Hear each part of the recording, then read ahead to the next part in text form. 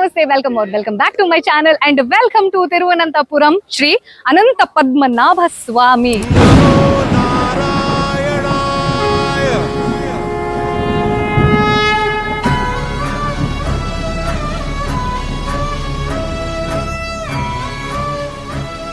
ಇದನ್ನ ಇಡೀ ಪ್ರಪಂಚದಲ್ಲೇ ಭಯಂಕರ ಶ್ರೀಮಂತವಾಗಿರುವಂತಹ ದೇವಸ್ಥಾನ ಅಂತ ಕರೀತಾರೆ.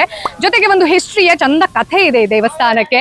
ತ್ರಾವಣಕೂರ್ ರಾಜ ಇಲ್ಲಿ ಬಂದು ತನ್ನ ಕಿಂಗ್ಡಮ್ ಅನ್ನೇ ಕೊಟ್ಬಿಟ್ಟು ಪದ್ಮನಾಭ ದಾಸ ಅಂತ ಕರ್ಸ್ಕೊಂಡಂತೆ. ಜೊತೆಗೆ ಇಲ್ಲಿರುವಂತಹ ಮಿಸ್ಟೀರಿಯಸ್ ವಾಲ್ಟ್ಸ್ ಇದೆ ಅಲ್ಲ, ಅದರಲ್ಲಿರುವಂತಹ ಹ್ಯೂಜ್ ಟ್ರೆಷರ್ ಬಗ್ಗೆ ಬಹಳಷ್ಟು ಕಾನ್ಸ್ಪಿರಸಿ ಥಿಯೋರಿ ಇದೆ. ಹಾಗೆ ಬಹಳಷ್ಟು ಒಂಥರ ಇಂಟ್ರೆಸ್ಟಿಂಗ್ ಕತೆ, ನಮ್ಗೆ ಏನ್ ಫ್ಯಾಂಟಸಿ ಅಂತ ಹೇಳ್ತೀವಲ್ವಾ ಅದೆಲ್ಲ ಇದೆ. ಅದ್ ನಿಮ್ಗೆ ಗೊತ್ತಾಗ್ಬೇಕು, ಸಪರೇಟ್ ಎಪಿಸೋಡ್ ಇದೆ ಅದ್ರ ಬಗ್ಗೆ ಯೂಟ್ಯೂಬ್ ಚಾನೆಲ್ ಅಲ್ಲಿ, ನನ್ನ ಇನ್ನೊಂದು ಯೂಟ್ಯೂಬ್ ಸನಾತನ ಕಥನದಲ್ಲಿ. ಆದ್ರೆ ಇವತ್ತು ಈ ಒಂದು ದೇವಸ್ಥಾನದಲ್ಲಿ ದರ್ಶನ ಅನ್ನೋದು ಹೇಗಿರುತ್ತೆ, ಜೊತೆಗೆ ನೀವು ತಿರುವನಂತಪುರಂಗೆ ಬಂದ್ರಿ ಅಂತಂದ್ರೆ ಎಷ್ಟು ಚಂದ ಆಗಿರುವಂತಹ ಪ್ಲೇಸಸ್ ಅನ್ನ ವಿಸಿಟ್ ಮಾಡಬಹುದು ಅನ್ನೋದನ್ನ ನಾನು ನಿಮ್ಗೆ ತಿಳಿಸ್ತೀನಿ. Stay tuned. ಅದಕ್ಕಿಂತ ಮುಂಚೆ ಎಲ್ಲರೂ ಹೇಳಿ ನಮೋ ನಾರಾಯಣಾಯ ನಮಃ. ಬೆಳಗ್ಗೆ ಎದ್ದು ಅನಂತ ಪದ್ಮನಾಭ ಸ್ವಾಮಿಯ ದಿವ್ಯ ದರ್ಶನವನ್ನ ಪಡ್ಕೊಂಡಾದ್ಮೇಲೆ ಆ ದೇವಸ್ಥಾನದ ಪ್ರಾಂಗಣವನ್ನೆಲ್ಲ ಸುತ್ತಾಡಿ ನೋಡೋದಿದೆ ಅಲ್ಲ, ಎಷ್ಟು ಚಂದ ಅಂತೀರಾ. ಯಾವುದೋ ಶತಮಾನಕ್ಕೆ ಹೋಗ್ಬಿಟ್ಟಿದೀವಿ ಅನ್ನೋ ಥರದಲ್ಲಿ ಅನ್ಸುತ್ತೆ. ಬೈ ದ ವೇ, ಇದು ನನಗೆ ಸತತವಾಗಿ 2ನೇ ಬಾರಿ ದರ್ಶನ ಆಗಿದ್ದು. ಯಾಕೆ ಅಂತಂದ್ರೆ ತಿರುವನಂತಪುರಂ ಅನ್ನ ರೀಚ್ ಆಗಿರುವಂತಹ ಆ ರಾತ್ರಿನೇ ನಾವು ದೇವರ ದರ್ಶನವನ್ನ ಪಡ್ಕೊಳ್ಬೇಕು ಅನ್ನೋ ಕಾರಣಕ್ಕೋಸ್ಕರ ದೇವಸ್ಥಾನಕ್ಕೆ ಹೊರಟಿದ್ದಾಗಿತ್ತು. ಆವಾಗ ಬೇರೆ ಒಂದು ದ್ವಾರದಿಂದ ಹೊರಟಿದ್ವಿ. ದೇವರ ದರ್ಶನ ಅನ್ನೋದು ಆ ರಾತ್ರಿ ಸಮಯದಲ್ಲಿ ಎಷ್ಟು ಚಂದ ಇತ್ತು ಕೇಳಿ. ಜಸ್ಟ್ ಇವಾಗ ಕೇರಳದ Anantha Padmanabha Swamy temple, which is called world's richest temple, ಅದ್ರ ದರ್ಶನ ಮಾಡ್ಕೊಂಡು ಬರ್ತಾ ಇದೀನಿ. ಆಯ್ತಾ, ಒಳಗಡೆ ನಿಮ್ಗೆ ಕ್ಯಾಮ್ರಾ ಏನು ಅಲೌಡ್ ಇರಲ್ಲ. ಹಾಗಾಗಿ ಪೂರ್ತಿ ಕಾನ್ಸಂಟ್ರೇಷನ್ ದೇವ್ರು ಹೇಗಿದ್ದಾನೆ ಅಂತ ನೋಡೋದ್ರಲ್ಲಿ, ಆ ಆರಾವನ್ನ ಅಬ್ಸಾರ್ಬ್ ಮಾಡೋದ್ರಲ್ಲಿ ಹೇಳ್ಕೊಂಡಿರತ್ತೆ. ಅಂಡ್ ಆ ಗರ್ಭಗುಡಿಯ ಒಳಗಡೆ ಒಂಚೂರು ನಿಮ್ಗೆ ಟ್ಯೂಬ್ ಲೈಟ್ ಆಗ್ಲಿ, ಈ ರೀತಿ ಮ್ಯಾನ್ ಮೇಡ್ ಲೈಟ್ ಅಂತ ಇರುತ್ತಲ್ಲ, ಅದು ಅಲೌಡ್ ಇರಲ್ಲ. ಓನ್ಲಿ ಲ್ಯಾಂಪ್ಸ್, ದೀಪದ ಬೆಳಕಿರತ್ತೆ. ದೇವ್ರು ಹೀಗೆ ಕೈಯನ್ನ ಹಿಂಗ್ ಬಿಟ್ಕೊಂಡು ಮಲ್ಕೊಂಡಿರೋ ಪೊಸಿಷನ್ ಅಲ್ಲಿ 3 ದ್ವಾರ ಇದೆ. ಆ 3 ದ್ವಾರದಲ್ಲಿ ಒಂದೊಂದು ಪೋರ್ಷನ್ ಹಿಂಗೆ ನಾವು ಹುಡ್ಕೊಂಡು ನೋಡ್ಬೇಕು. ಏನು ಚಂದ ಅಲ್ಲ, ಅದ್ರ ವರ್ಡ್ ಇಲ್ಲ ನನ್ನ ಹತ್ರ ಎಕ್ಸ್ಪ್ಲೇನ್ ಮಾಡಕ್. ಆಯ್ತಾ, ನಿಮ್ ಸುತ್ತಮುತ್ತಲು ಅವ್ರು ಎಷ್ಟು ಜನ ಇದ್ರು ಕೂಡ ಎಲ್ರು ಡಿಸಾಲ್ವ್ ಆಗ್ಬಿಡ್ತಾರೆ. ಸೌಂಡ್ ಏನೇ ಇದ್ರು ಸಹ ಆ ಸೌಂಡ್ ಎಲ್ಲ ಡಿಸಾಲ್ವ್ ಆಗೋಗುತ್ತೆ. ನೀವು ಮತ್ತೆ ಅನಂತ ಪದ್ಮನಾಭ ಇಬ್ರೆ.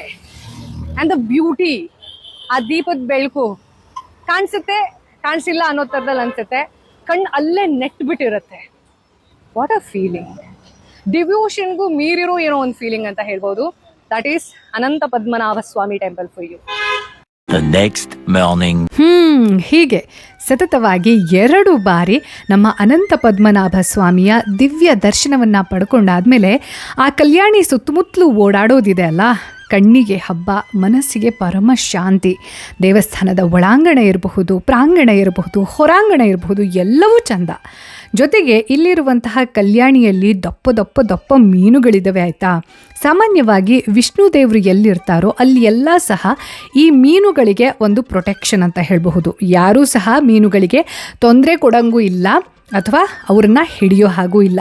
ನೋಡಿ, ನಮ್ಮ ಹಿಂದೂಯಿಸಮ್ ಬಗ್ಗೆ ನನಗೆ ಖುಷಿ ಆಗೋದು ಏನು ಅಂತಂದರೆ, ನಮ್ಮ ಹಾಗೆ ಬೇರೆ ಪ್ರಾಣಿಗಳಿಗೂ ಆ ಈಕ್ವಲ್ ರೈಟ್ಸ್ ಇದೆ ಬದುಕೋದಕ್ಕೆ ಅನ್ನೋ ಕಾರಣಕ್ಕೋಸ್ಕರ ನಮ್ಮ ಪುರಾಣದ ಕಥೆಯ ಜೊತೆ ಅವುಗಳನ್ನು ಅಟ್ಯಾಚ್ ಮಾಡಿ ಆ ಒಂದು ರಕ್ಷಣೆಯನ್ನು ಪ್ರೊವೈಡ್ ಮಾಡೋದು. ಇಲ್ಲಿ ನೋಡಿ, ಈ ಗುಂಡ ಏನು ಮಾಡ್ತಿದ್ದಾನೆ ಅಂತ ಬಿಸಿಲು ಕಾಯಿಸ್ತಾ ಮಲಗಿದ್ದಾನೆ ದೇವಸ್ಥಾನದ ಹೊರಗಡೆ. ಇವಾಗ ನಾವು ಕೇರಳದ ಅಥೆಂಟಿಕ್ ಬ್ರೇಕ್ಫಾಸ್ಟ್ ಅನ್ನ ತಿನ್ನಕ್ಕೆ ಹೋಗೋಣ, ಬನ್ನಿ.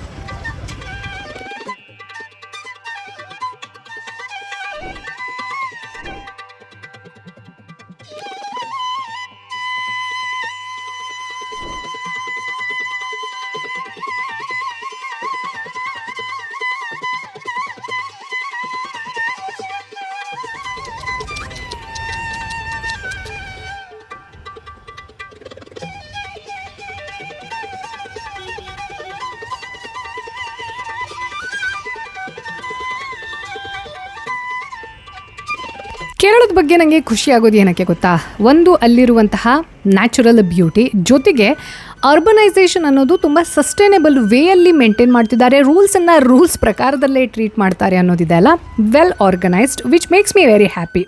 ರೋಡಲ್ಲಿ ಈ ರೀತಿ ಕೇರಳದ ಅಥೆಂಟಿಕ್ ಆಗಿರುವಂಥ ಕೆಲವೊಂದಷ್ಟು ಆರ್ಟಿಫ್ಯಾಕ್ಟ್ಸ್ ಅನ್ನೋದು ಸಿಗ್ತಾ ಇತ್ತು. ಜೊತೆಗೆ ನೀವು ಕೇರಳಕ್ಕೆ ಬಂದು ಕಸವು ಸ್ಯಾರಿಯನ್ನು ನಿಮಗೆ ಗೊತ್ತಿದ್ದವ್ರಿಗೆ ತಗೊಂಡು ಹೋಗಲಿಲ್ಲ ಅಂತಂದರೆ ಆಗುವಂತಹ ಹೊಡೆದಾಟ ಅಷ್ಟಿಷ್ಟಲ್ಲ. ಬೈ ದ ವೇ, ಈ ಸಾರಿ ಯಾವುದು ನಾನು ಪರ್ಚೇಸ್ ಮಾಡ್ತಾ ಇಲ್ಲ, ನಾನು ಬೇರೆಯವರಿಗೆ ಪರ್ಚೇಸ್ ಮಾಡೋದಕ್ಕೆ ಹೆಲ್ಪ್ ಮಾಡ್ತಾ ಇದ್ದೀನಿ. ನನ್ನ ಹತ್ರ ಆಲ್ರೆಡಿ ಕಸಬು ಸ್ಯಾರಿ ಅನ್ನೋದಿದೆ, ಅದನ್ನೇ ನಾನು ಹಾಕ್ಕೊಂಡಿದ್ದೆ. ಬಟ್ ಈ ಟೈಮ್ ಹೆಲ್ಪ್ ಮಾಡ್ತಾ ಇದ್ದೀನಿ. ಹೊರಗಡೆ ಪ್ರೈಸು 830, 10, 30, 70 ಇದ್ದಾರಂದ್ರೆ 630.